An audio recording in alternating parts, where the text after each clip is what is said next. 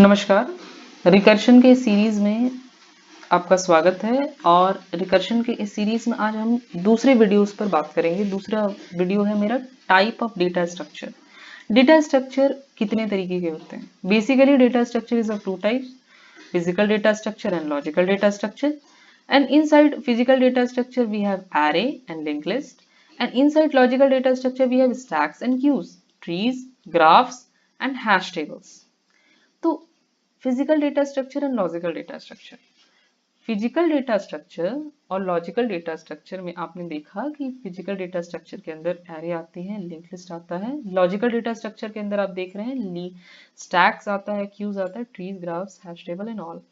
तो what is stacks and queues जो है वो है linear data structure, and trees and graphs are non-linear data structure, and hash table are of tabular data structure.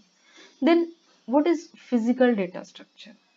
Physical data structure को कुछ आप इस तरीके से समझिए कि हम लोग जो भी डेटा में वर्क करते हैं, जो भी आपके पास रॉ डेटा है जिसमें आप इनपुट कराना चाहते हैं, आप ऐड कराना चाहते हैं, रिमूव कराना चाहते हैं, so we all work inside a physical data structure. So ये सारे पार्ट फिजिकल डेटा स्ट्रक्चर के। मैंने यहाँ पे एक नोट लिखा है, physical data structure is basically used to perform operations such as adding a number, removal of a number, insertion or a deletion of a number. But all the operations on physical data structures performed with the help of logical data structure. So ये एक बहुत बड़ा difference है कि physical data structure is basically used to perform addition. जो simple calculation है, addition आप कराएंगे किसी एरे के अंदर। मान लीजिए आपको कोई नंबर इनपुट कराना है, मान लीजिए कोई नंबर को सर्च कराना है, कोई नंबर को इंसर्ट कराना है, कोई नंबर को डिलीट कराना है। सो these operations come under the physical data structure. And how these operations are performed? कैसे ये ऑपरेशन परफॉर्म होगा? With the help of logical data structure. तो ये ऑपरेशन जो परफॉर्म होगा वो होगा लॉजिकल डेटा स्ट्रक्चर की मदद से। तो अब हम लोग देखेंगे दो तरीके के data structure, that is array and the second one is link list. Array and link list. What is an array? सभी को पता है एरे जो है वो है कॉन्टिग्युअस मेमोरी लोकेशंस। अगर हम लोगों ने एरे डिफाइन कर दिया कंपाइल टाइम में, तो उसको जो मेमोरी मिलेगी वो कंटिन्यूअस मैनर में मिलेगी। एंड कॉन्टिन्यूअस मैनर में जब मेमोरी मिलेगी inside the stack, because we are defining array in compile time. ये जो हम लोग एरे डिफाइन कर रहे हैं, ये कहाँ पे कर रहे हैं? एट द कंपाइल टाइम में कर रहे हैं, कंपाइलेशन टाइम में कर रहे हैं।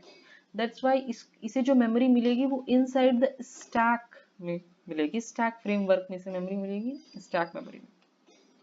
देन अगर हम लोग एरे को डायनेमिकली डिफाइन करते हैं, मीन्स रन टाइम में अगर हम लोग एरे डिफाइन करते हैं, देन इसे जो मेमोरी मिलेगी वो होगी इनसाइड द हीप के अंदर इसे मेमोरी मिलेगी।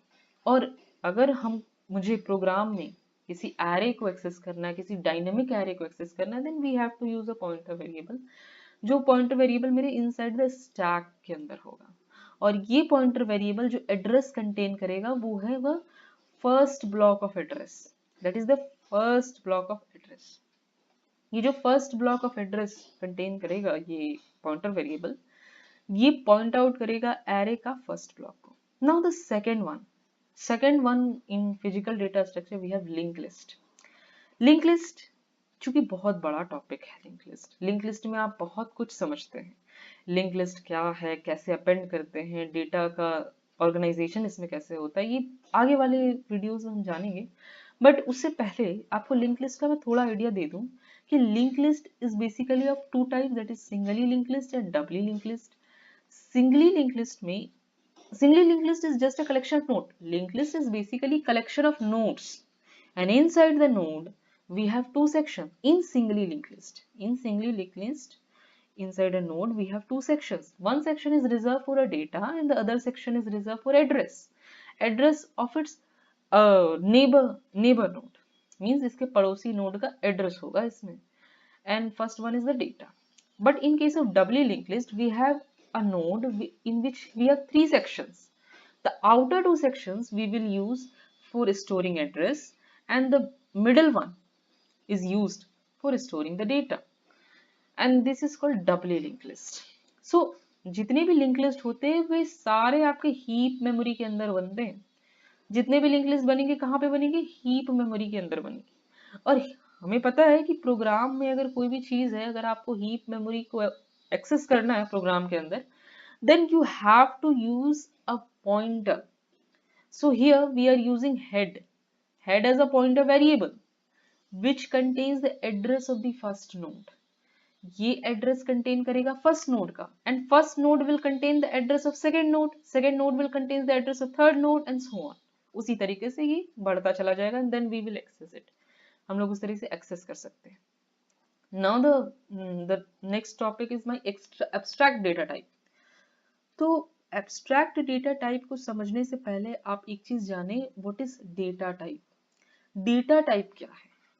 So anything which we can representation of a data and the set of operations we perform on data, that is called data type. Suppose integer is a data type. Integer is a data type and x is a variable of int type. Means integer एक data type है and x एक variable है। जो हम लोगों ने x को define जब करा तो हमने बताया कि x मेरा क्या है? इंट डेटा टाइप का वेरिएबल है। तो इंटीजर के अंदर हम लोग बहुत सारे ऑपरेशंस को परफॉर्म कर सकते हैं। तो these are the basically primitive data types, integer, char, float, these are basically primitive data types. But integer we are defining x is a variable and it is an int type. Then what happens? क्या होगा? So first of all we are representation of a data. हम लोगों ने data को represent कर दिया and addition, subtraction, multiplication, ये सारे ऑपरेशंस लगा दिए हमने। तो ये ऑपरेशंस हमने लगाए तो these are basically collection of data. तो आइए थोड़ा बिट्स पर बात करें, ये थोड़ी और क्लैरिटी मिलेगी आपको। बिट्स पर हम लोग बात करते हैं। देखिए आपको पता है कि जब हम लोग कोई भी डेटा टाइप के अंदर किसी वेरिएबल को डिफाइन करते हैं देन उसे मेमोरी मिलती है। Based upon its compiler, operating system, उसे एक मेमोरी मिलती है। तो we are working on a Turbo C plus plus, और टर्बो सी प्लस प्लस आपका डॉस बॉक्स के अंदर खुलता है।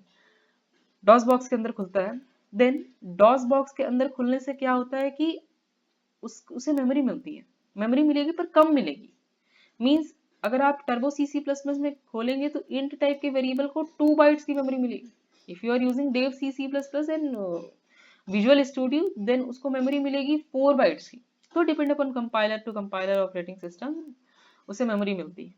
तो देखिए 2 बाइट, सो मैंने कहा था ना कि 1 byte is equal to 8 bits, so 2 byte is equal to 16 bits and this is the memory organization inside memory. तो first bit, that is the first bit, is reserved for sign, or we can say this is called sign bit. हम लोग इसे क्या कह सकते हैं? sign bit कह सकते हैं।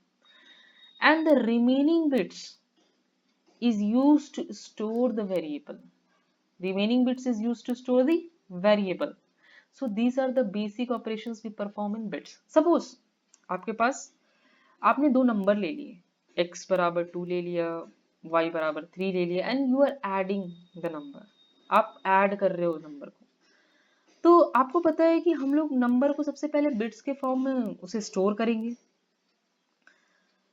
उसके बाद उसमें सेट ऑफ ऑपरेशंस लगाएंगे। तो क्या ये जरूरी है कि वो उस बिट्स के अंदर तक आपको जाने समझे कि वो ऑपरेशन कैसे परफॉर्म हो रहा है इनसाइड बिट्स? तो ये जरूरी नहीं है। ये जरूरी नहीं है कि आप बिट्स सिंपली आपके पास एडिशन ऑपरेटर है, मल्टीप्लिकेशन ऑपरेटर है, आप डायरेक्ट उसको प्रोग्राम इस्तेमाल कीजिए। तो ये जरूरी नहीं होता कि आप उसका जाने, उसकी प्रोसेस को जाने, बिट्स लेवल तक के अंदर की बात को जाने। तो these are the abstract type. So these are what? Abstract. आप जैसे ऊप्स पढ़ते हैं, ऑब्जेक्ट ओरिएंटेड प्रोग्रामिंग पढ़ते हैं, तो आपने अगर कोई क्लास बना दी,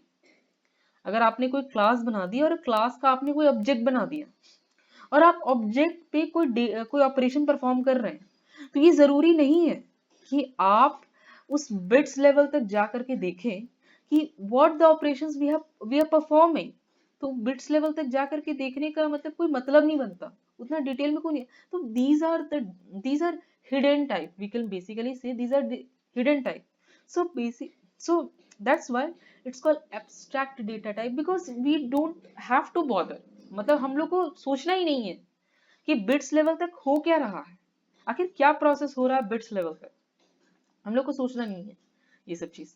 तो कुछ नोट वाली पॉइंट है जो मैंने आपको बताया, वही मैंने नोट करा है यहाँ पे। When we declaring a variable having a specific data type, and on this variable we are performing a set of operations like addition, subtraction, multiplication, etc. We need not to know the operation performed on bits level, हम लोगों को जरूरत नहीं है उस bits level तक के जानने की। That's why we are calling it as abstract data type. That's why, because सबसे पहले तो abstract data type हमने represent कर दिया data को, and the operations we are performing, that is called abstract data type. So these operations are basically hidden. That's why we are called its abstract data type. Data type which are performed are used, and जो मान लीजिए आपका compiler है turbo C++, उसमें आपको data type दिया जाता है int type, float, char. So these are we are using frequently, हम लोग इसका इस्तेमाल फ्रीक्वेंटली करते हैं। तो हम लोग इसका इस्तेमाल क्योंकि कंपाइलर आपको देता है, आप प्रोग्राम्स में डायरेक्टली आप इस्तेमाल कर सकें, आप प्रोग्राम में क्या कर सके, डायरेक्टली आप इस्तेमाल कर सकें। So these are basically primitive data types. Data types basically हम लोग तीन कैटेगरी में बांटते हैं। First is primitive, user defined and abstract data type. ठीक है, user defined and abstract data type. तो आगे वाले वीडियोस में हम इनकी चर्चा करेंगे, बड़े डिटेल में जाएंगे हम लोग इस। अगर आपको ये वीडियो अच्छा लगा हो तो प्लीज इसे लाइक करें, शेयर करें, सब्सक्राइब करें। मैं कोशिश कर रहा हूँ कि अगला वीडियो हो जो इससे बेटर हो, आपको इंफॉर्मेशन पूरी मिले और आपको एक कंप्लीट नॉलेज हो डेटा स्ट्रक्चर का, और आपको ये बोझ ना लगे डेटा स्ट्रक्चर, किसी भी स्टूडेंट को ये डेटा स्ट्रक्चर बोझ ना लगे। क्योंकि कोई भी चीज को अगर आप बहुत अच्छे से समझते हो तो उसमें एक बेनिफिट होता क्या है कि आप उस चीज की बारीकियों को भी समझने लगते हैं। तो मैं नेक्स्ट वीडियो में और कोशिश करूंगा कि काफी अच्छे से वीडियोस बना करके आपको प्रेजेंट कर सकूं। प्लस अगर आपको मेरा वीडियो अच्छा लगा हो तो प्लीज सब्सक्राइब का बटन जरूर दबाएं, कुछ भी करें सब्सक्राइब हो जाना चाहिए बस। Thank you very much.